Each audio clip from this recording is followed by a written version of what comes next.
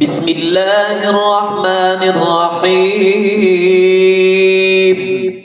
الرحمن علم القرآن، خلق الإنسان علمه البيان. الشمس والقمر بحسبان، والنجم والشجر يسجدان. والسماء رفعها ووضع الميزان، ألا تطغوا في الميزان، وأقيموا الوزن بالقسط ولا تخسروا الميزان. والأرض وضعها للأنام، فيها فاكهة والنخل ذات الأكمام، والحب ذو العصف والريحان. فبأي آلاء ربكما تكذبان؟ خلق الإنسان من صلصال كالفخار، وخلق الجان من مارج من نار. فبأي آلاء ربكما تكذبان؟ رب المشرقين ورب المغربين. فبأي آلاء ربكما تكذبان؟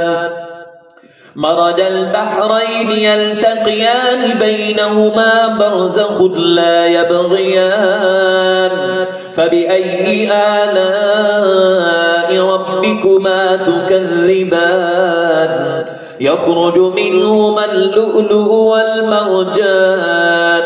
فبأي آلاء ربكما تكذبان؟ وله الجوار المنشآت في البحر كالأعلام.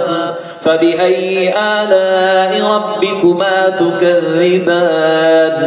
كل من عليها فان، ويبقى وجه ربك ذو الجلال والإكرام. فبأي آلاء ربكما تكذبان؟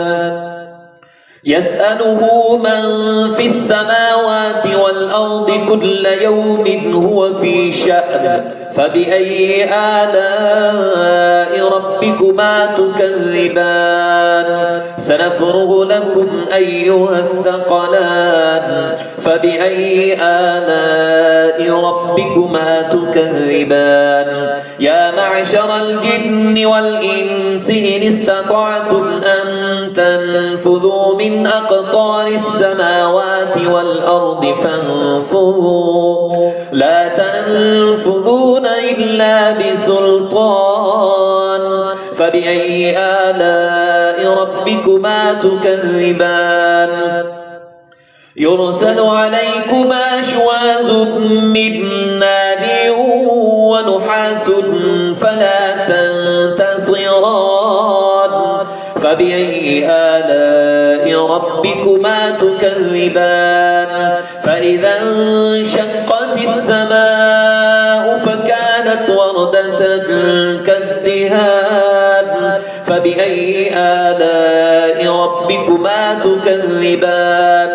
فيومئذ لا يسأل عن ذنبه إنس ولا جان.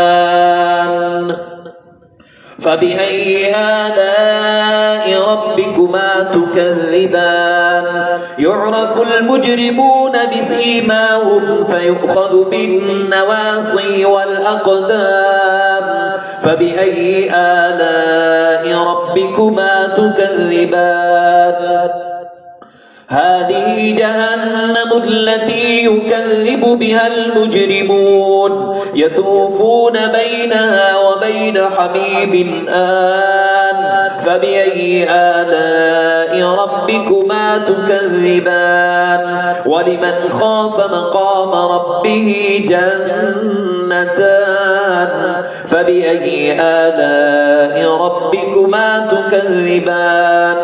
ذواتا أفنان.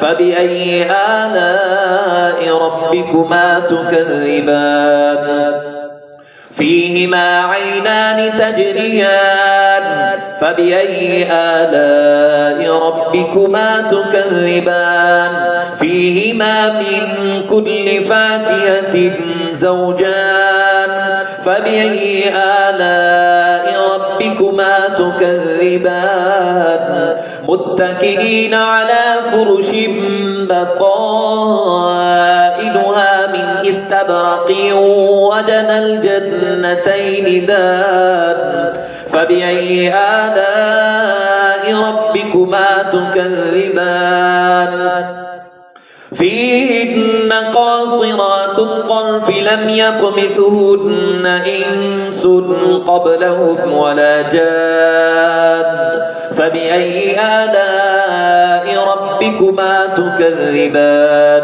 كأنهن الياقوت والمرجان فبأي آلاء ربكما تكذبان هل جزاء الإحسان إلا الإحسان فبأي آلاء ربكما تكذبان ومن دونهما جنتان فبأي آلاء ربكما تكذبان مدهامتان فبأي آلاء ربكما تكذبان فيهما عينان نضاختان فبأي آلاء ربكما تكذبان فيهما فاكهة ونخل ورمان فبأي آلاء ربكما تكذبان فيهن خيرات حسان فبأي آلاء ربكما تكذبان حور مقصورات في الخيام فبأي آلاء ربكما تكذبان لم يطمثهن إنس قبلهم ولا جان فبأي آلاء ربكما تكذبان متكئين على رفرف خضر وعبقري حسان فبأي آلاء ربكما تكذبان تبارك اسم ربك ذي الجلال والإكرام